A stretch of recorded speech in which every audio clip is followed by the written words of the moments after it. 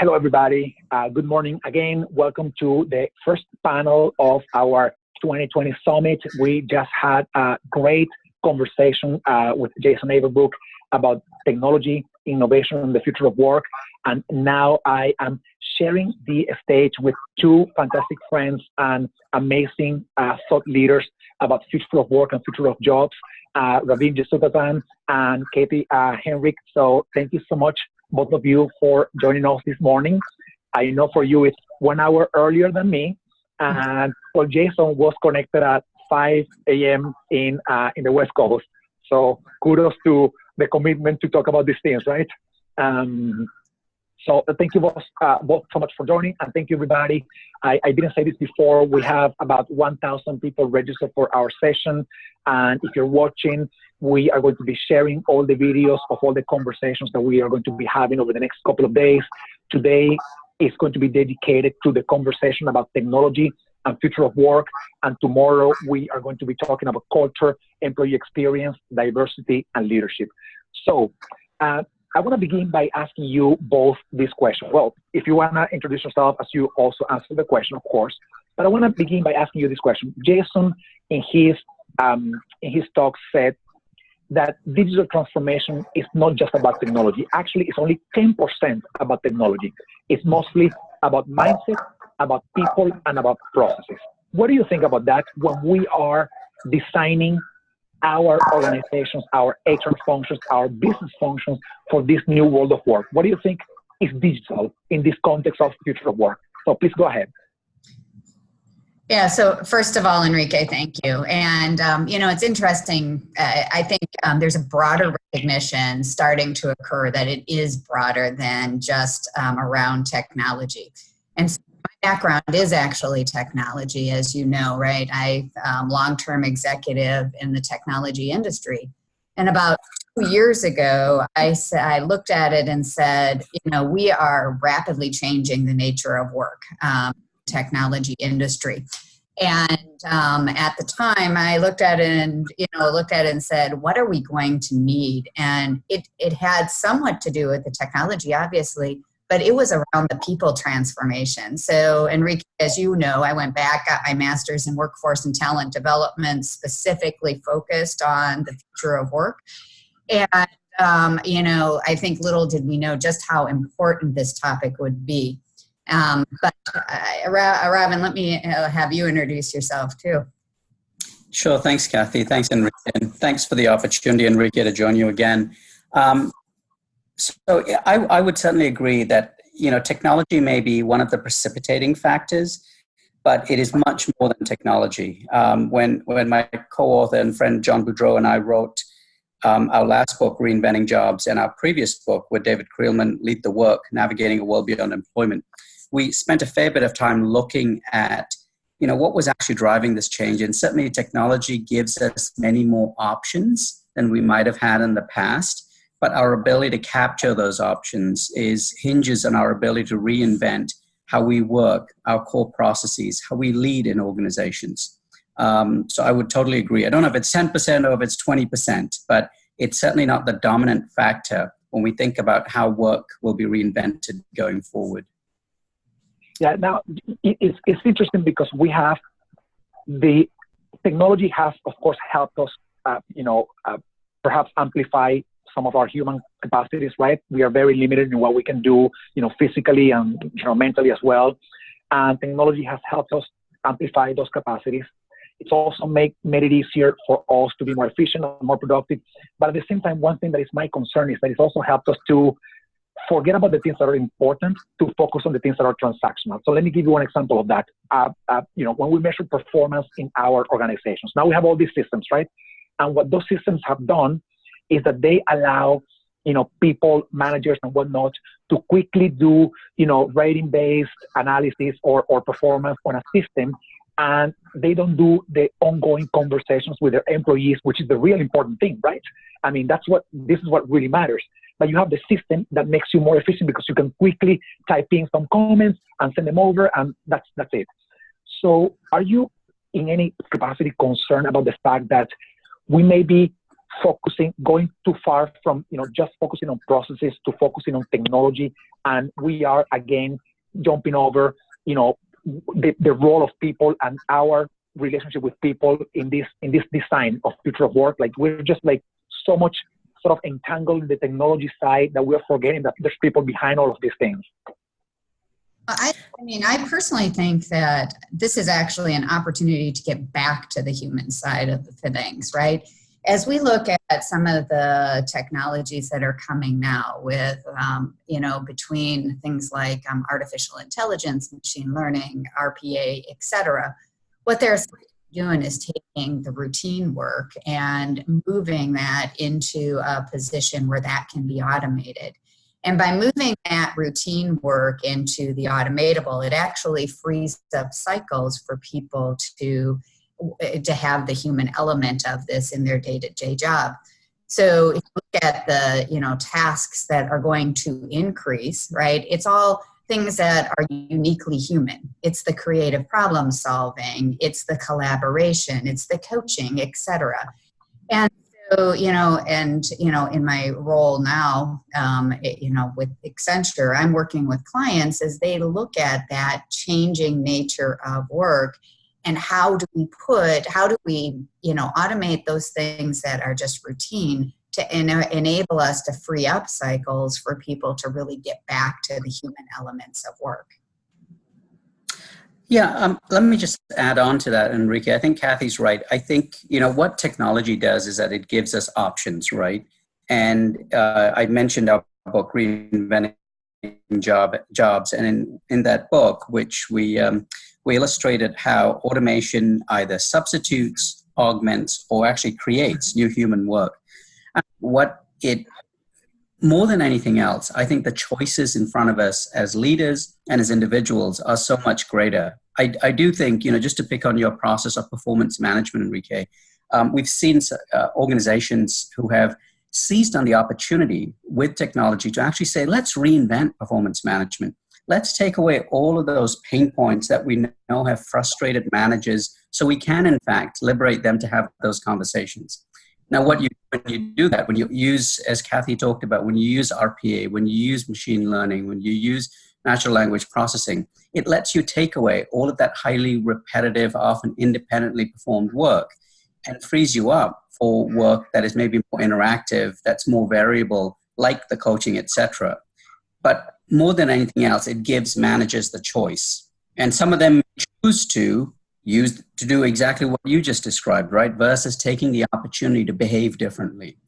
I think that's really where the opportunity for us to say, how do we seize the opportunity to create more human organizations? But it involves redefining the paradigm for many, many of us, because so many of us are stuck in that repetitive rules-based work, and it's tough to pivot. Yeah.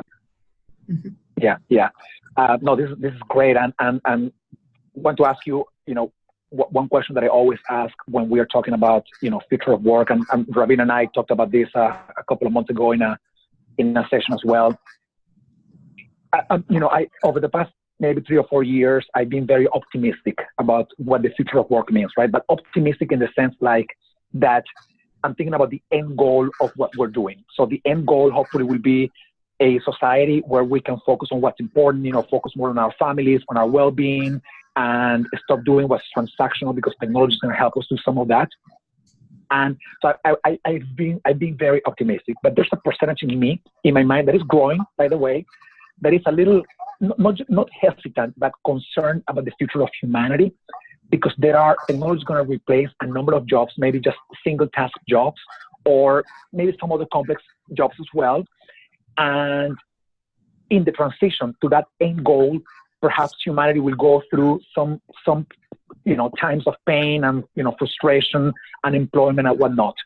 So the question that I always ask, of course, is, in your opinion, are you concerned about this transition to this thing that we call the new world of work or the future of work? Do you have any concern in yourself? And if so, what are you doing to sort of calm yourself down and help others also calm down and get ready for that? Yeah, maybe I'll pick up here, and Kathy can pile on. So yeah, Enrique, I'd say I think we'd be foolish not to be concerned, right? Because we're going through a period of tremendous disruption. However, I also think history is very instructive, right? So I talked about it when we did our broadcast, the work we did with the World Economic Forum, to go back and look at how work has evolved over the 4 industrial revolutions and how society has adjusted.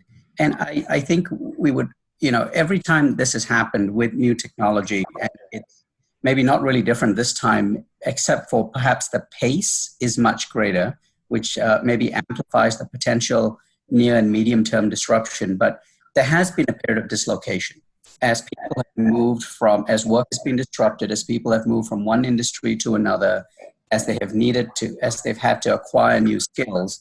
So there will be a period of dislocation and disruption. But I am optimistic that at the end, our ability to create new work will continue to grow. And again, I mentioned those 3 things that technology does, right? We very easily and quickly focus on the first 2, where it's substituting human labor and where it's augmenting it. But we often ignore and maybe don't see quite as clearly where the new skills are being demanded, where new work is being created, because that often takes time to reveal itself.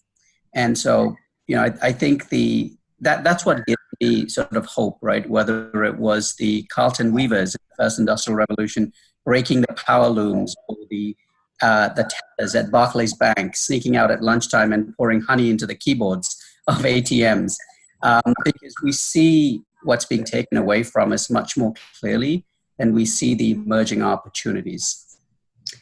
Yeah, and so first of all, I completely agree with you. And it doesn't mean that we don't have to be worried about the transit. And there are still places today. I know of a place that they were literally crashing cameras right as it was in the plant floor. They were being there to help measure work and make things more efficient and make things actually better for the employees, to find places where things might be risky. If you don't engage engage the workforce in that process, it actually can be very scary for them. And the other thing I would kind of iterate on what you just said is, it is, I think the 2 things that are very different here are pace and scale. So Bain did a report, and their estimate is 2x the scale and 4x the pace. So used to where the automation that occurred there, it occurred over a generation, and people, as they came to the workforce, chose different jobs, they moved to cities, those kinds of things. Here, it's very much expected to be a big change within a decade. So it's probably about 4x the pace of what we have seen before. So it is a matter of, we have to be prepared to engage the workforce in this so that we don't, cause fear and anxiety. But I think all estimates, almost every report that you see will say ultimately this will result in more work and better work for people than what we have today. So I think that's the optimistic side of it. Get this. Yeah. Now, in a world where we are seeing changes that occurred in an entire generation, but now we're seeing them happening at a 4x velocity, so to speak. How do we get ready for that? Because this is, not that we started talking about the future of work today. We started talking about the future of work a long time ago, but it's catching up, and we are far away from being remotely ready, right, for to reskill or upskill our workforce, to redesign the new jobs, to think about the new skills that are needed for the jobs of the future. So how do we, and this is a very important question for our audience, mostly HR and business leaders, how do we get our people ready, both with new skills and upskilling what they already do, to fill up those new jobs that are going to be created, and to continue to do better the things that will continue to exist during the transition and into the future of work. So how do we do that? Yeah, Enrique, I think that there's a couple of pieces to this. You mentioned reskilling. I think that's one part of it. Obviously, as we've seen in many reports, including one that we read with the World Economic Forum in January of this year, there is a need for skills to become really the currency of the labor market. And that legacy model that we have of a degree matched to a person matched to a position is one that is increasingly being challenged. And as we think of the many-to-many relationship between many ways of acquiring skills and skills being matched to many different ways in which work is being performed, the need for continuous reskilling of talent is essential.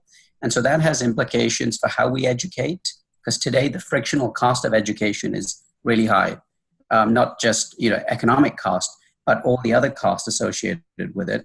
Secondly, the need for reskilling to really shift to the heart of the talent value proposition for organizations has never been greater. For maybe the last 50 or 60 years, reskilling and skill acquisition was kind of at the fringes of the value proposition. We had many other things like pay and benefits become the focus. Today, we need to make reskilling, at the heart of it. But I also think it's not just about reskilling and upskilling. I think that's absolutely essential. We talked about that period of dislocation in the short and medium term.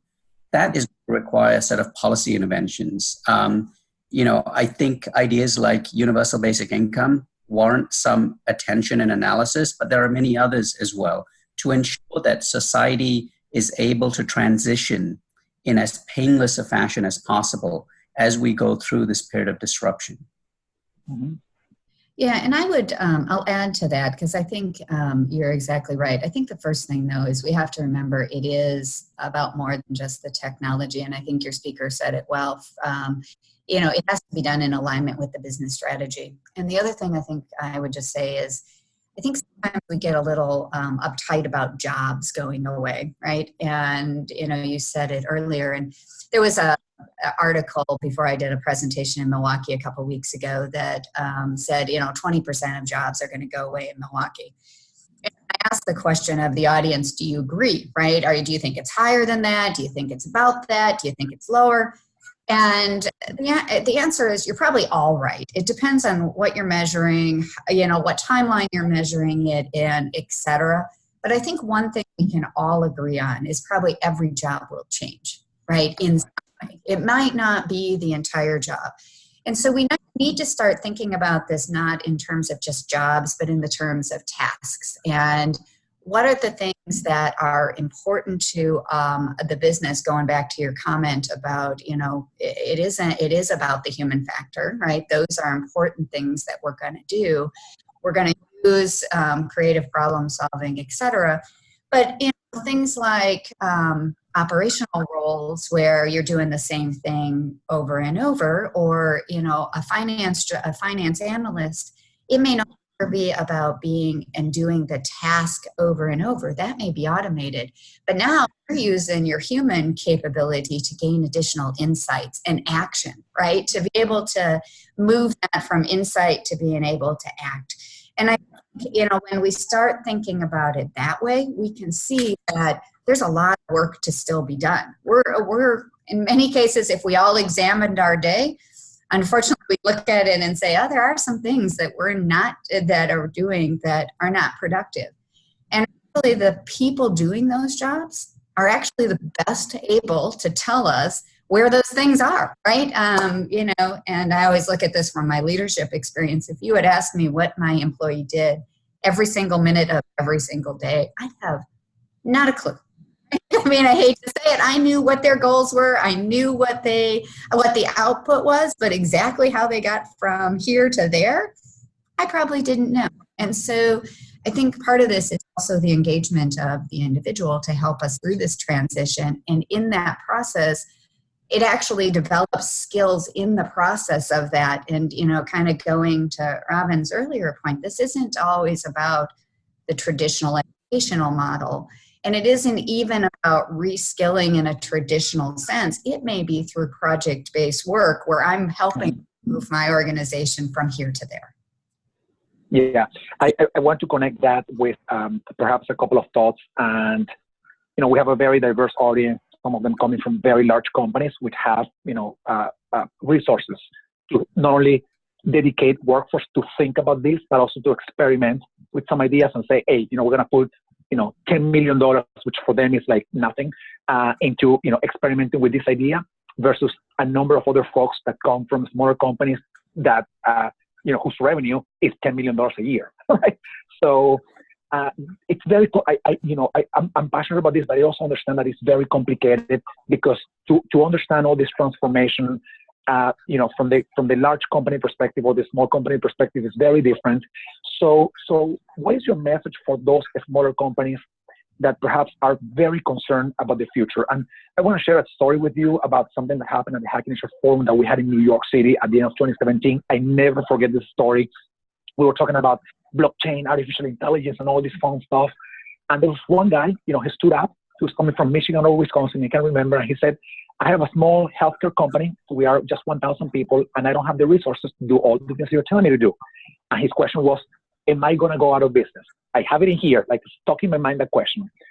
Is he going to go out of business? And how do we ensure that people like him and many others, small companies and small to medium-sized companies do not go out of business because they may not have, the resources to understand and embrace and implement all this transformation that we're talking about right now? So what is your message to them? So I'll just say, first of all, I do have a lot of large company experience. I've worked for 2 mega companies, and we work with very large companies. Though I'll tell you a story back. I worked with a company that had 30 employees, and it was fun because only 30, right? And they have similar kinds of concerns. The challenges they were having, this happened to be rural Wisconsin, is they couldn't find workers. Their HR partner was the one leading the project to bring in collaborative robots to work on the plant floor with their employees.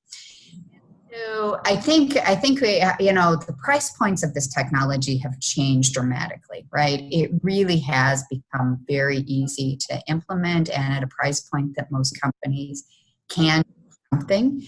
They just have to kind of, in this case, it happened to be a very specific part of the line that was a very, very boring, and they just had a hard time keeping people for more than a month. And the HR partner was actually the one that led the effort to bring in collaborative robots onto the plant floor. And so while it's easy to say it's hard to be done, I think we have to reset. That's kind of that closed mindset, right? The growth mindset says it can be done. And, it really can. Yeah, Enrique, Kathy's absolutely right. I would say, I think there's 2 parts to this. One is for that person who runs that 1,000-person healthcare company, his role is really about being that chief strategist and continuously reinventing the work of that enterprise. He needs to ensure that he is more than ever informed of how rapidly automation's transforming work, how it's evolving, and how it needs to come into and reinvent the work of his enterprise. So someone has to be there looking out and challenging the way work is being done. And I'll go back to something else Kathy said, which I totally agree with. How do you then engage the people who are actually doing the work to want to embrace this new technology and do it in a space which is safe for them? So they aren't sort of thinking that they are automating themselves out of a job, but that they in fact are going to have the opportunity to make their lives better, to acquire some new skills and still be safe and secure. I think that's really where leadership becomes so critical here. The opportunity to sort of transform the way work is done, to give people that safe space to learn and grow and to automate, but to continuously challenge the core of that operating model, I think is essential. I love what you just said, Raveen, bringing people on board to work in this transformation without thinking that they are going to be automating themselves out of the jobs. That is fantastic, because I think, I don't know if this happens actually, but, fear of losing your job may, guide you to hinder, some of the transformation process within your company, because, change may be detrimental for you and your role within the company. You may say like, well, if I promote this change, I'm going to get out of my job, I'm going to be unemployed. So I better, not talk about too much change or transformation. So that is fascinating. And let me connect that thought with this question of, I think we are at a stage now where people are bombarded by a lot of information, and they understand that, the world is changing, not understand perhaps, but know that the world is changing. and they have some ideas on where their or industries are going to. If somebody comes to you today, and that person is at, ground zero, right, starting from scratch, what, in this reinvention or transformation of, future of work and new jobs and upskilling, reskilling, and all the fun things we've been talking about, in your perspective, what should be the foundation to begin that work? Where should they start from? I would say the thing that you absolutely shouldn't, there's two ways automation and technology come into organizations, right? One is, as we talked about at the beginning, business leaders can go out and lead with technology. That almost invariably leads to a negative outcome. The other is to start with the work. Let's start with the work and let's figure out exactly how, we want to reinvent the process. Let's figure out what automation is there to substitute, augment. What are the new skills that are going to be demanded by automation? And again, as Kathy said, I think it's really important you start with the people who really know the work, your employees. Give them the incentives, the motivation, and the safe space to continuously challenge and reinvent, and ensure that they know what these new technologies are. One of the roles that we see emerging across every function in an organization is the role of, in some cases, organizations are calling it the digital technologist. This is a person who in finance or in HR or in marketing is tasked with continuously scanning the external world to see what new emerging technologies are relevant to the work of that function, and ensuring the organization is rapidly experimenting with those technologies so that they understand what they do, what they don't do, and they see how they might fit. And I think engaging your employees in that process is absolutely essential. Yeah, and I agree. And I think, as we think about this, and my head went to a different place when you asked the question, but I want to build on what you just said. I think when we think about job descriptions, et cetera, we often have a list of tasks that somebody perform. And so if those tasks start going away, it's very concerning. On the flip side, we need to move job descriptions to being based on outcomes, right? Here's the outcome I'm trying to achieve. I shouldn't care how that is actually performed. And it means new measurements as part of jobs as well. So for example, a call center, right, is a natural language processing is helping us in call centers right now. An insurance company in Wisconsin, one of the first things we started talking about was, so how are you going to measure the employees? Because when we would measure the employees in the past, it was an efficiency measurement. It was, how many calls can you do per hour? Well, if I'm now taking those routine calls, right, and move those to natural language processing, and I as an employee am not answering any easy questions, instead I'm just answering more difficult questions, right, ones that take critical thought process, I'm not going to be as fast. So do I get measured on efficiency, or do I get measured on satisfaction, right? And so there's a whole different thing that goes with it when we think about changing the nature of jobs. But actually where my head went when you were asking that is about skills. As an employee, what should I be caring about? Or as a high school student, what kind of jobs am I going to come, and what kind of skills do I need? When I was speaking a lot on this, I used President Aon's from Northeastern University in his book, Humanics. And he talks about three kinds of skills. There's the human skills, right, which, the World Economic Forum would say are the fastest growing skills out there. There's the digital skills, or, the technical know-how. And if you look at labor statistic, fastest growing jobs, they all have a math and science kind of base. And then the third is data skills, is the ability to take and understand data in a different way. And, and be able to utilize multiple data sources and help make decisions in a different way, utilizing data. I think those are all very critical. You might add to that a growth mindset, right, is another one that we really need to cultivate in people. And this learning to earn, or, so that it's a continual learning journey. I think our other ones that are also important in this journey. So, yeah. Kathy, I want to piggyback on that and ask you. You talked a little bit about high school students, right? And there was a Deloitte research. I think it was Deloitte or McKinsey last year. I can remember, and they found out that about 85% of the new jobs that will be created by the year 2030 do not exist today. So that means that most of our mid-school, high school students today, they will be working in jobs that do not exist yet. So it's difficult to envision the kind of skills that they will need. But the education system that we are using is the same system that we've used over the past 100 years. So this also has to do a lot with future of work, not necessarily with technology, but it has to do with the changes that need to happen in our institutions, to catch up, right, and to be able to respond to this new reality. And this, and when I say institutions, I mean governments, I mean organizations, academia, and non-profits and whatnot. So how do you think we can start, creating the case for change in the institutions that are tasked with responding and preparing our newer generations for this new world of work? Where can we start? How can we do it? Because this is concerning, actually, that we still are, in the same format of education, learning in the same way that we did 50 years ago, when the world is so different today and will be very different tomorrow. So what are your thoughts on that? This question is for both, by the way. Well, I'll give a couple of thoughts on the educational system. I think we're seeing, I'll call it pockets of brilliance, right, throughout the educational system today.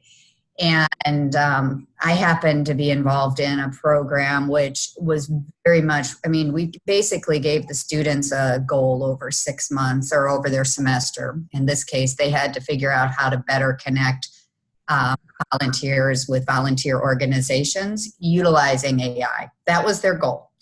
And literally within that process, they did the whole process of discovery, figuring out what was going to be needed.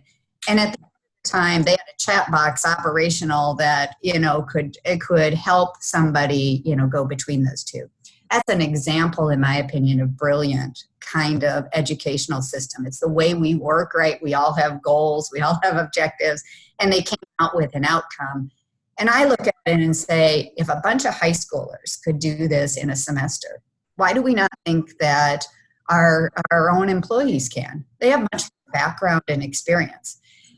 And so I think part of it's giving the opportunities in our organizations in different ways, and also connecting organizations to the educational system.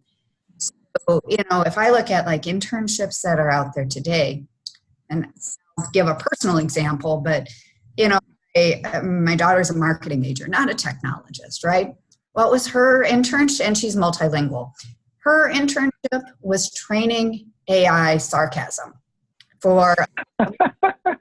Now, if you knew my daughter, it's a perfect job for her, right? But just, those are the kinds of things that we just don't, people can learn this stuff, right? And so we just have to provide the opportunities to do so through real work and real life experience. Robert, do you want to add something to that? Yeah, I'll just pile on that. I think, Enrique, my mind actually, your response to the previous question, my mind went to a slightly different place, in the sense that I think, in the old days, all of us who have children ask them at some point, what would you like to be when you grow up?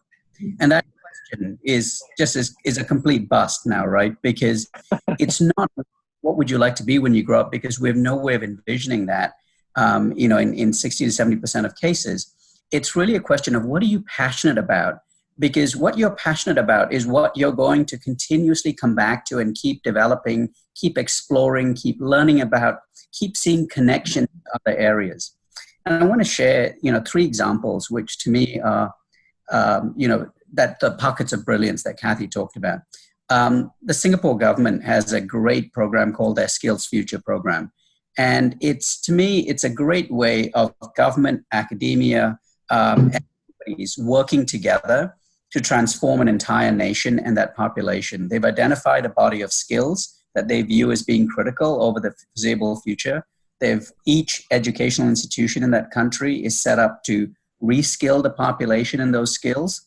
And the government has created a set of incentives for both companies as well as individuals to take the time and have the space to be able to go acquire those skills while they pursue their day job. The other is, in Australia, one of the incoming presidents of probably one of their best known universities basically came out and said, yes, we're one of the best engineering schools in the country, if not the world, but that is not going to be our foundation going forward.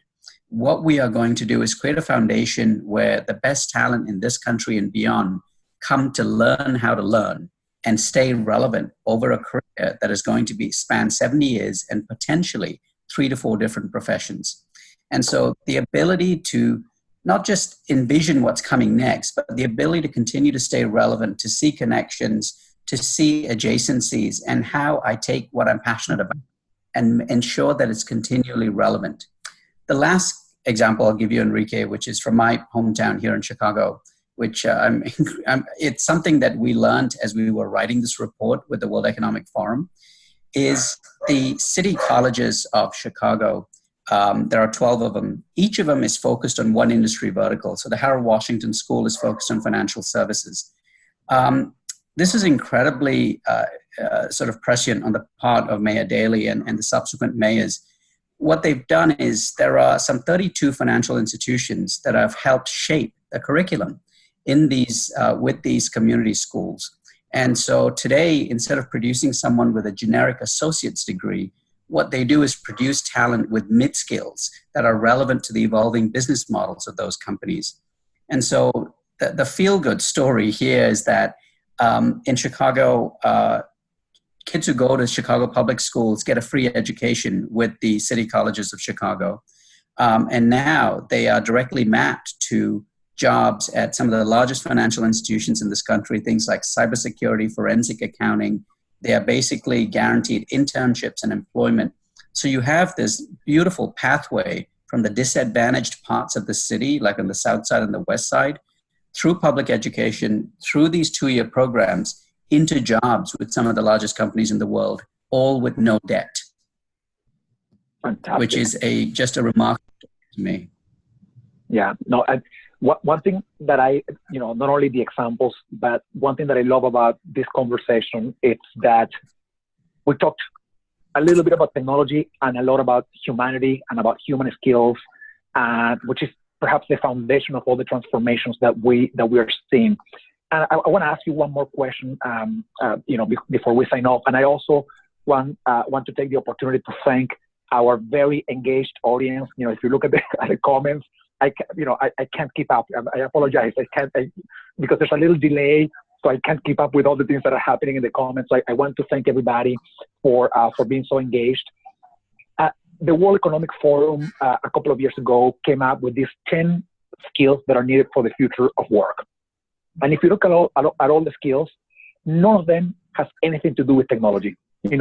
Cognitive skills, decision making, coordination with others, negotiation, leadership, and perhaps the one that is not in the list, but it's my favorite one. And this, it's been around for a long time. It's a human skill, and it's curiosity. Michael Dell in 2015, he was interviewed by PwC, and he said that he thought that curiosity was the main skill for CEOs of the future. So all of these skills that are supposed to, successfully help us transition to this future of work are very human skills. We've had them for a long time. So do you really think that that's going to be enough for us to survive this time of chaotic, tech-driven, volatile times of transformation, to relearn those skills that have always been human? And if so, how do we operationalize them in work? How do we bring curiosity to work? How do we bring, critical thinking to work? Very packed question in there.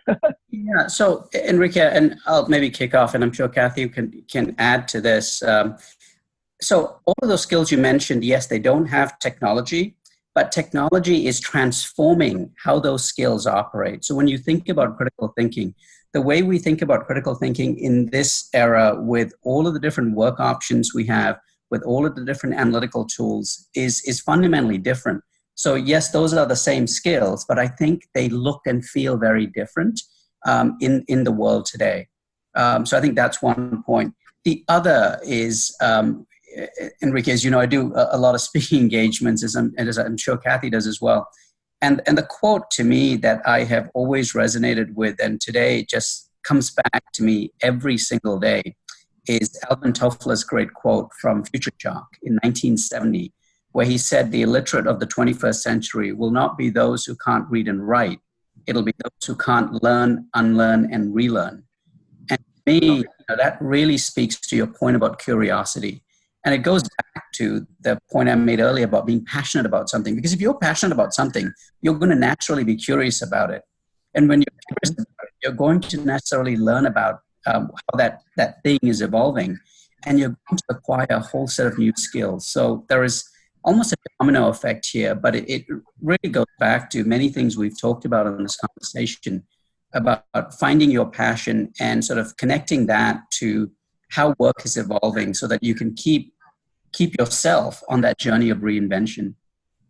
Yeah, there's Kathy, there's one podcast, Innovation Crush, is fantastic, and the podcaster had one guest one time, and he said that the ability to connect seemingly disconnected ideas was perhaps the most important thing that he's ever done. And this guy, he's wealthy, because he's connected things, he actually used the example like a squirrel on a tree with ice cream. And he said, he invented something with those two things that nobody would have ever seen, that they were connected in some way, right? So, Kathy, I just wanted to say that to add to your comment.